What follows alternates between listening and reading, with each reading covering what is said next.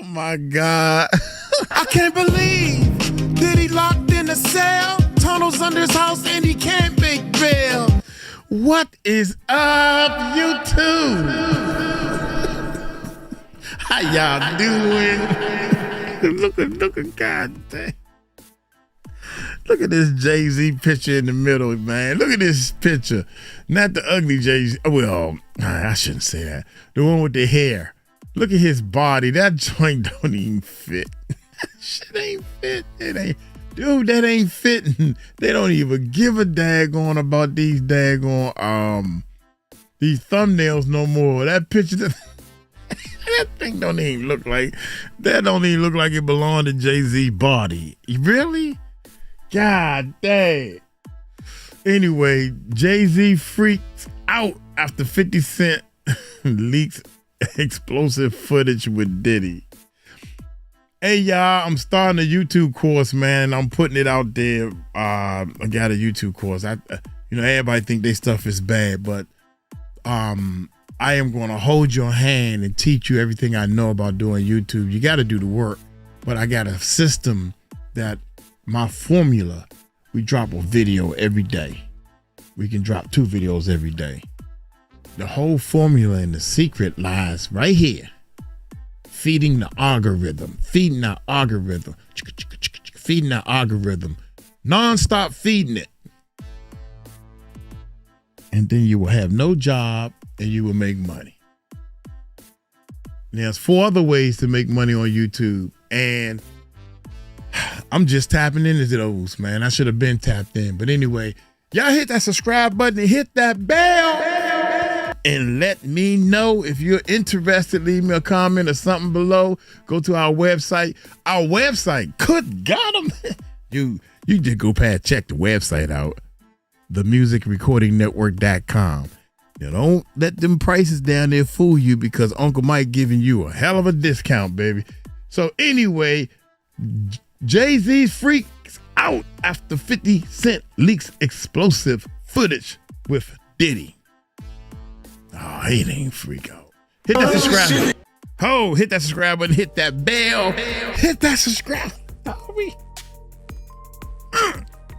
We almost there, baby. 500,000. This is shit goes off. This is a little fruit pie. Trust me. Me up to break me down, to build me up again. They like, Hov, we need you back so we could kill your ass again. You know, it's like this thing, this love. The hip-hop world has always thrived on rivalries, power plays, bold personalities, and the sparks that fly when legends cross paths. Drama isn't new to the culture, but it is what keeps fans watching every... I don't care what anybody say, man. Out of all the people, 50 belong there. I don't care what anybody say. 50 just said, F it, I belong here. I'm going to show the world I belong here, and I'm going to be here. Yeah, 50 belong there. Here we go. I don't care what anybody say. 50 belong there. Plays, bold personalities, and the sparks that fly when legends cross paths. Drama isn't new to the culture, but it is what keeps fans watching every move, decoding every bar, and speculating on every shift in energy. And now the spotlight has zeroed in on 2 towering figures, Jay-Z and 50 Cent.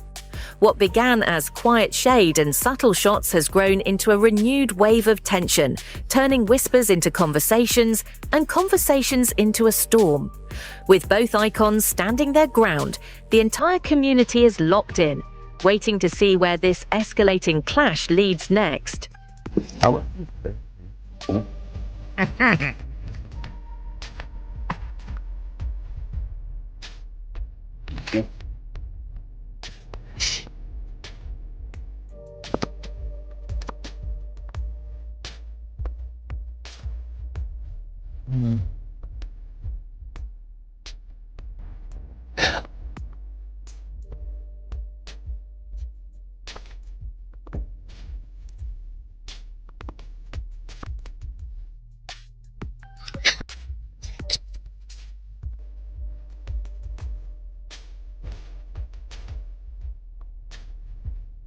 Got to tell them no.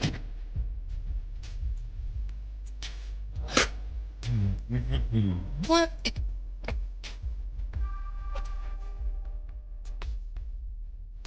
The tension reignited when 50 Cent fired a bold Hey, get shot you at another Jay-Z one. during a recent interview, shaking the entire hip-hop landscape. While reflecting on his own journey and the role connections play in shaping careers, 50 suggested that Jay-Z's rise wasn't powered by talent alone, but heavily boosted by the strength of his partnership with Beyoncé. He implied that their union turned Jay into a cultural powerhouse, with awards and recognition rolling in not just for the music, but for the image they created together. He even joked that their kids might start winning trophies before ever releasing a song, hinting at how deep industry favoritism can run. The comments sent waves across the community, sparking fresh conversations about influence, branding, and what truly defines greatness in hip-hop today. Right, saying that you knew someone that went through Jimmy Henchman proffer agreement for a drug case. And the proffer agreement revealed that Jimmy Henchman, he could have walked away if he would have given up Diddy. What you mean by that? Well, what happened is that they had 9 different sections with Jimmy Henchman regarding his proffer agreement. So that means the feds went in there 9 different times to talk to him. And in those sessions, they asked him, what do you know about Sean Puffy Combs or Sean Diddy Combs? I don't think it was Puffy at that time. It wasn't Diddy at the time. But what do you know about Sean John Puffy Combs having sex with underage boy? And you got to realize, and people never think about this, that Jimmy and his brother,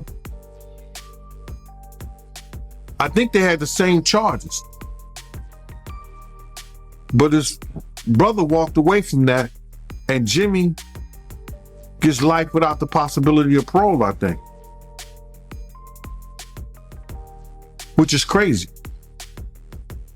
For any drug charge. Nobody should spend their life in jail for drug charges. And just drug charges.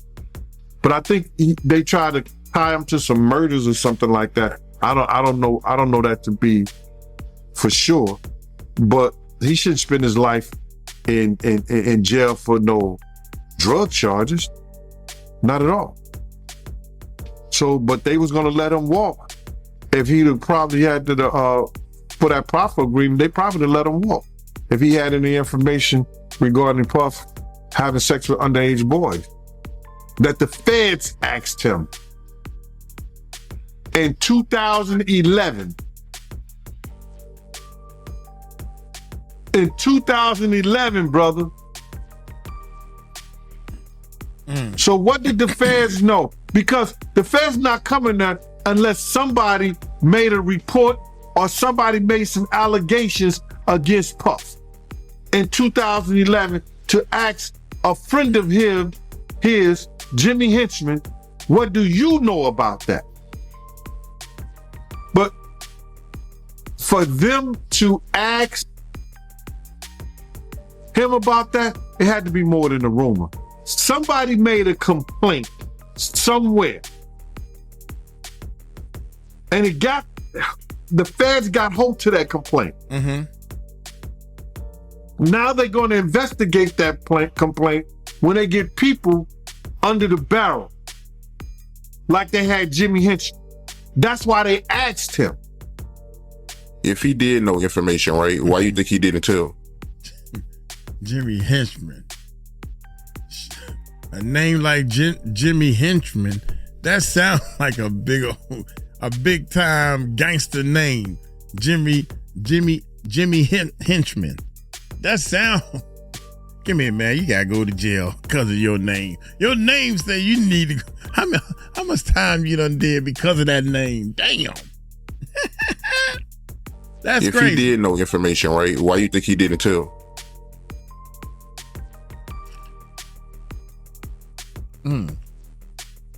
Then they would ask, how do you know?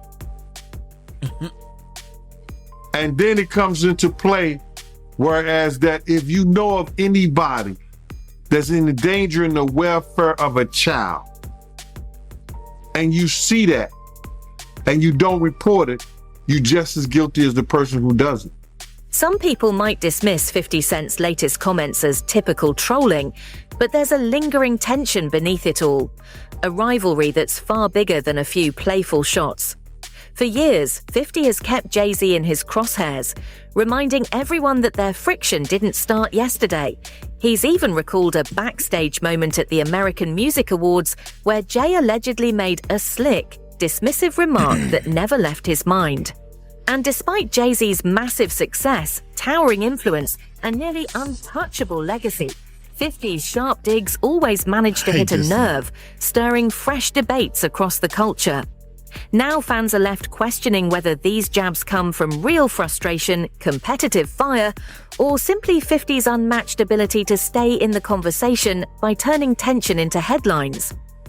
I just want to say, I know a lot of people want to hear these stories and everything like that, because this is stuff that happened back in the day. And then maybe that if they knew there was going to ever be a YouTube, or they knew there was going to ever be social media, a lot of the stuff probably wouldn't have got played out like it did. But things happen, and these are just stories from the past. I would like to use that as, what you call that, just to clear the facts up what's going on. But it all started, we was in Atlanta. And this story starts when I'm with Puff, and he's in exotic bookstores, and he's doing shopping. Right, he's shopping, getting his stuff and everything like that. So, you know, this is the first time I was ever in an exotic bookstore with Puff. So, you know, I'm giving him his space. He's taking things off the shelves and stuff like that, because they gave him a brown paper bag. When they gave him a brown paper bag, he was just putting stuff in there. So I said, damn, you know, he got to go put it on the counter and, you know, show everybody what he's getting. So as he's going, I'm just looking at the places where he's picking stuff from. So there's one part he picked up some things from up here on my left side. And then he picked like quite a few of them down. I'm like, okay. He put them in the bag. So when I went by there and I looked up there, and it said butt plugs. And I was like, hey, yo. I was messing with him. Because people don't understand, you know, we was like friends. He was a part of the same gang. So I'm still gonna tease him. I'm still gonna mess with him and everything like that. I could do that. It wasn't just no security thing. So I say, yo, what are you getting this for? And it said butt plugs. And he was like, yo, can I do my shopping by myself? I said, yeah, you could do it by yourself, brother. And he started walking and everything like that. So when he got I just waited at the counter. So when he got to the counter, he didn't even have to show the guy nothing. He just gave the guy a wad of money. That's right. I mean, like, he gave the guy a stack, something like this. And Puff wasn't the dude that carried no 20s and no 50s and nothing like that. And I mean, like, he just said, boom. And we walked out the store. So we had to leave Atlanta and go to North Carolina for a show. You understand? And it was him, this rapper, Sarah, and this other girl. We all got on a G. One of the most debated chapters in Jay-Z's story is his intense fallout with Dame Dash, once his closest ally and the backbone of Rockefeller Records. Their split didn't just end a partnership, it marked the collapse of a legendary era and left the industry questioning where loyalty stands when success is on the line. Jay-Z's rise to global dominance is undeniable, but the path he took, one that appeared to involve cutting ties and reshaping alliances, has continued to spark conversations about the price of ambition. For some, these moves show the mindset of a strategic leader who knows how to survive in a competitive business. For others, it's a reminder of how fame can push personal relationships aside, turning what was once friendship into another casualty of power and progress. A G5 jet, and we flew to G4 jet, and we flew to North Carolina. So later on that, I think that afternoon, same day, this rapper and him, they all in the room together. You know, it's Sarah, the girl, Puff and this dude, this rapper. So I'm hearing at the door and stuff like that, like, yeah. So then next thing you know, somebody rang the doorbell. We had the presidential suite where we was at. Mm-hmm. So I opened the door and the dude said, yo, I'm here for my cousin. I said, who your cousin? And he said, Ja Rule. I said, well, he busy right now. He said, he busy doing what? I said, he with Puff. They're in the room, they busy, they don't want to be bothered. He said, well, I'm going in there. I said, bro, you ain't going in there because he told me they don't want nobody to be bothering them. And he was like, yo, I don't care, man. I'm going in there. That bull like that. I said, yo, bro, Jesus Christ had to come down here and take the air out of my body before you get in that room right there. Watch. He tried to bum rush me. I grabbed his and threw him against the piano. When I threw him into the piano, Puff and Ja Rule runs out the room. Puff got his towel, Ja grabbing his towel, but they butt the naked. And so then Ja was like, yo, what's going on? Yo, G, that's my cousin. He know me well, and Puff was like, yo, G, what happened? I said, he tried to get in the room. I told him he couldn't get in the room. And he was like, Puff looked at Ja. He said, yo, Ja said, you ain't want to go in that room because there's a lot of freaking going on. So I was like, oh, he said it was a lot of freaking going on. So that was basically that story, man. You know what I'm saying? They went back in the room, dude felt a certain kind of way, and he left out. So I seen them at the concert the next day, and they tried to, form up against me. But my man Frank was like, I told my man Frank, I was like, yo, Frank, put yourself in that position. Somebody trying to get in the room, and Ja told you don't let nobody get in the room. What would you do? Now, y'all can do whatever y'all want to do, man, but I ain't taking no losses. He said, yo, you good, and that was it. Bruh, when Ja said, you don't want to come up in there, a lot of freaky stuff is going on. You got to use your mind. What they was doing with those butt plugs. Oh my gracious, what in the heck? Alongside his ongoing tension with 50 Cent, Jay-Z has also faced heavy criticism for past collaborations with deeply controversial figures, partnerships that many believe left a mark on an otherwise remarkable career. Even with his genius, influence, and dominance in the culture, his choices in alliances continue to spark debate, with some accusing him of prioritizing strategic gain over principle. These moments have reignited conversations about the balance between ambition and ethics, whether Jay's decisions reflect a calculated approach to staying on top or simply the tough realities of navigating a competitive industry. Still, his supporters argue that his success comes from bold vision, sharp strategy, and the ability to move through an unforgiving business with precision, not mere chance or convenience. Yeah, that's crazy. Never work with him, though. What did Tupac do? He did gang-related Poetic Justice. He did Juice. And he did a couple other things. He did a basketball. Did something with Jim Belushi. Remember he did the one thing? What did he do? Above the Rim, Poetic Justice with Janet Jackson, which I thought it was great. Yeah, Bullet, I think is. Oh yeah, gang-related album soundtrack was actually good. I don't know if you've listened to the gang-related soundtrack. It was Not in a minute. Yeah, it was a really, really good soundtrack. Yeah.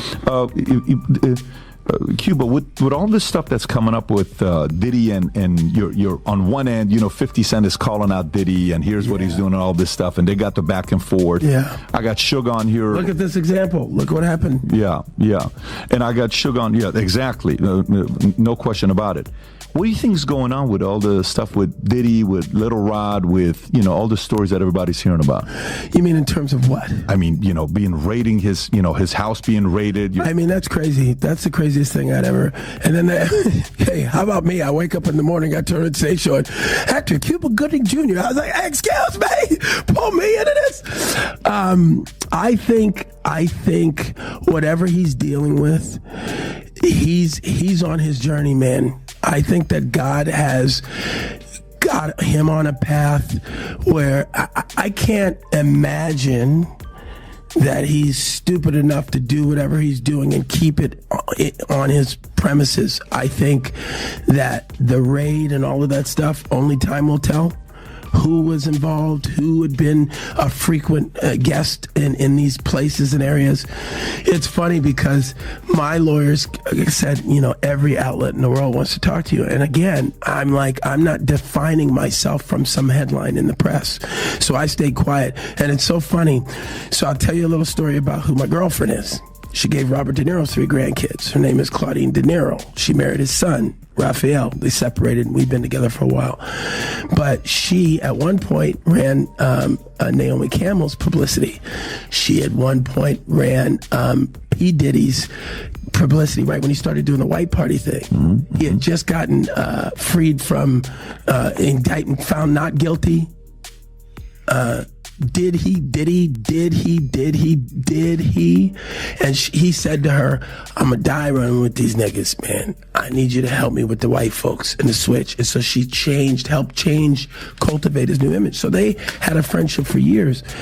But I had never met him till probably 2019-20, just casually, Claudine and I. He invited us to his house. The pandemic was starting to ease. Mm-hmm. As the tension between Jay-Z and 50 Cent keeps building, fans are watching closely, unsure of where this clash between two rap giants will lead.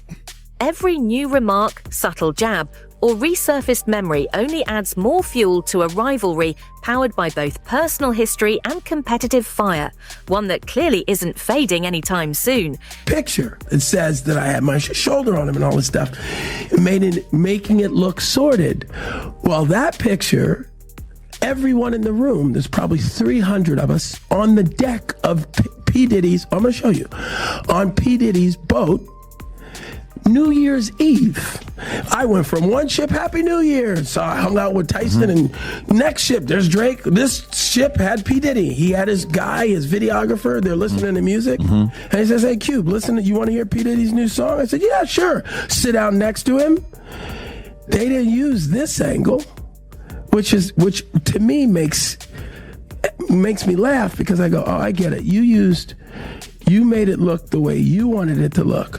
But that, and if you hold it, you know how you hold it and it does the thing where, can you hear all the people? If you tap it or something, it's a live picture.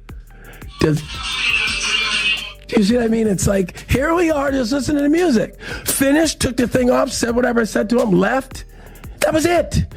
But this guy who's suing him, going after the money, man. I'm sure. And by the way, I don't know P. Diddy's life. I don't know what he's going through. I don't know what the police are going to find on all of that. Were you guys close? Were you guys friends? Or we were acquaintances, just like I just showed you. Yeah. 2-3 times I've seen him. So it's... Oh, so Diddy, you've only seen him 2 or 3 times. That's what I'm saying. That's what I'm saying. So why would they include you all of a sudden in some way? I think because of the darkness of the other grab of the cases that I already had went through. Right. A lot of that stuff is 18, though, 19, right? Those are from 5-6 years ago. That's cases. Right. That's right. And that was that at the peak of the Me Too movement, or was that pre-Me Too movement? That's right. Is Me Too movement, when it kicked off. Yeah, right. That was crazy. Yeah. So it's going to be interesting to see what happens with Diddy. Oh, 100%. Yeah, 100%. But I did not know that you guys only hung out 2 or 3 times. That's it, man. And 50 was with you for your 56th birthday. I think you guys were hanging out together in Miami. Yeah, because we were in St. Bart's on that boat, but then in Miami, which is where I run around now. Of course, I ran into 50, and he was promoting his champagne. I've seen Drake 100 times around town. He loves Miami. Yeah. Yeah. 50. I'm big with the rappers, man. How do you feel about 50? How's 50 like? It's so funny. I got a call from 50 who reached out to me and said, we got to uplift our black entertainers and let's work together. And I said, great. So we'll see, I try not to voice any of my opinion when it comes to the rap songs, because just like everybody else, I'm into that music, man. Are you following the Lamar and Drake thing? No, I just heard about that. Yeah, got it. I mean, that's like a whole... Somebody just got shot today outside of Drake's house. I heard. Did you see that? I heard. So, I mean, it's like drive-by shooting in a gated community. I mean, that sounds a little crazy. Yeah, Drake's security guard seriously injured in shooting at Toronto's mansion. Guard was shot inside Drake's home and had serious... One of the most gripping elements of this entire feud is 50 Cent's non-stop push push against Jay-Z's credibility and character. He's questioned the weight of Jay's accolades, highlighted past fallouts, and repeatedly challenged the integrity behind his rise, never shying away from hitting the most sensitive points of Jay's legacy. While some see 50's attacks as his usual brand of provocation, others believe they reveal deeper fractures within the industry itself. A long-running clash of values, ego, and unresolved history that continues to resurface no matter how much time passes. Fled in a vehicle. Yeah, I say to them, just like I said to Tupac when I saw him in the lobby of that hotel in Chicago. He said, hey, man, help me, man. Give me some advice. I said, hey, man, just remember your artistry first. I know you're getting caught up with all this madness, but you're an artist now. He said, thanks, Cube. He hugged me and he went off. And how old was he at the time? Well, 2-3 weeks later, he was gone. Oh, no shit. I saw him, and here's the second time I saw Tupac. This is a true story. Now, I don't like the conspiracy things. But that day, he was in a convertible, like Rolls Royce. He was at the stop sign. And I was on a hockey tournament, so I was in Vegas as well, playing hockey, and Tyson had his fight. And I jumped out of the car, and I ran up to his car. Pac, it's Cube! And all three cars, all these cars, boom, boom, boom, boom, with the guns. Get out. No, that's Cube good, man. Hey, that's Cube good. And I go, oh, sorry, man. He goes, you good? I go, I'm good. I'm sorry, guys. Got in the car. So that happens that day when the sun's out, and at night they get shot and there's no cops around. Here. That's a true story. I was involved in that. So in the morning, few hours later, he's gone. Yeah. Yes. And so where were all of those undercover cops that pulled the guns on me when I tried to approach him sitting in his car convertible? What are you saying? I'm just saying it's weird that they were going to blow me away, and I'm Academy Award winner. That's all I'm saying. Yeah, because that's 96. Yeah. And 96, you're like everywhere. I'm the man. Yeah, you're the man in 96. Like, we don't care. Get away. Back up. That's crazy. Yeah. By the way, what did he pay you for Jerry Maguire? I forgot to ask you earlier. Was that your big payday? No, yeah, at that point, $600,000. What's the biggest you made for a movie? Oh, $600,000. You know, I can't talk hell about Snow Dogs. Whoa, that was a good year. Well, that's 1-2 hit, baby. 13 million total that year. Wow. I made a lot Get of money. out of here. Yeah. Good for you. You know that money's gone. Good. I already spent that money. Really? Yeah, $13 million. I understand. Yeah. I'm assuming you made some good investments. I made some investments, yeah, but yeah, that money. Hey, final. So if you like this clip and you want to watch another one, click right here. And if you want to watch the entire podcast, At the core of this tension is a collision of two powerful egos and two completely different paths to greatness. Jay-Z and 50 Cent both built empires, but their roots couldn't be more opposite. Jay-Z moves with quiet calculation, leveraging strategy and precision, while 50 thrives on raw energy, bold statements, and an unapologetically direct approach. That contrast keeps their rivalry alive. Two titans fighting not just for dominance, but for their version of validation in a constantly shifting hip-hop world. Beneath the sharp jabs and public friction lies a deeper debate about what truly defines success. Is greatness earned purely through talent, or shaped by influence, timing, and the alliances you build along the way? For Jay-Z, often celebrated as one of the greatest to ever do it, these questions cut right into the foundation of his legacy. With decades of accomplishments and a billion-dollar empire behind him, he's become the image of triumph. Yet 50 Cent's challenges have reignited conversations about whether his rise was powered by pure skill or by the strategic advantages he mastered so well. Bruh, I told this to this one guy the other day. I'd rather have a slow nickel than a fast dollar any day. My slow nickel put bread on my table. My slow nickel pays my mortgage. Facts. My slow nickel brings me home to my family. My slow nickel builds a community. We see what the fast dollar does. Being Diddy rich takes a guy that once name was Puffy, that after every tragedy he had in his life, he had to change his name. Damn. Puffy, Puff Daddy, Diddy, Brother Love. Puffy from the DC tragedy went to when those kids was trampled over. I think 1 or 2 kids died at a function in DC that he gave. Puffy. City College. Puff Daddy. Diddy. Biggie. He comes named to Diddy. And now the allegations with Cassie and everything, he went from brother love to love. Being Diddy rich have you thinking you something that you're not. That you greater than what you're supposed to be and the people around you. When I say I'd rather be my poor, with my peace of mind, with my own thoughts, my own community, my own love, with my family,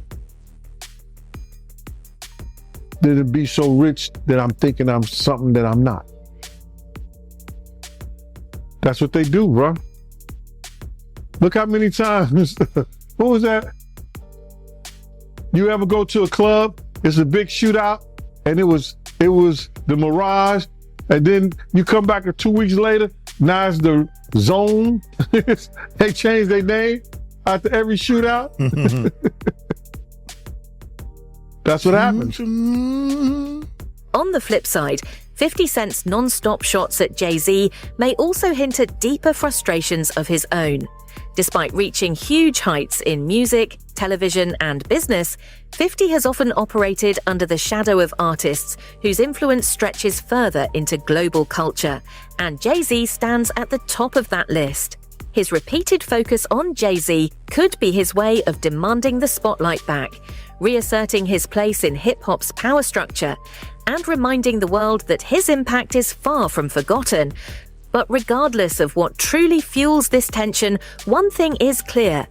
The rivalry between these two giants has captured the world's attention, transforming into one of the most gripping, most discussed storylines the rap game has seen in years. Oh my God, man. Yeah, Diddy, listen to me, 50 Cent. 50 Cent deserved to be there, man. He did his writing. He was writing all this stuff. And Power, he wrote all that type of stuff. He can write. I don't care what anybody say, man. 50 Cent is a dynamite writer, man. That's amazing talent to have. Writing a story to make people feel something. Emotions. Writing a story to make people emotions. They get emotionally attached. I'm going to get on up out of here, man. Hey, y'all take it light, take it slow. Tell him Uncle Mike. Told you so. Peace out.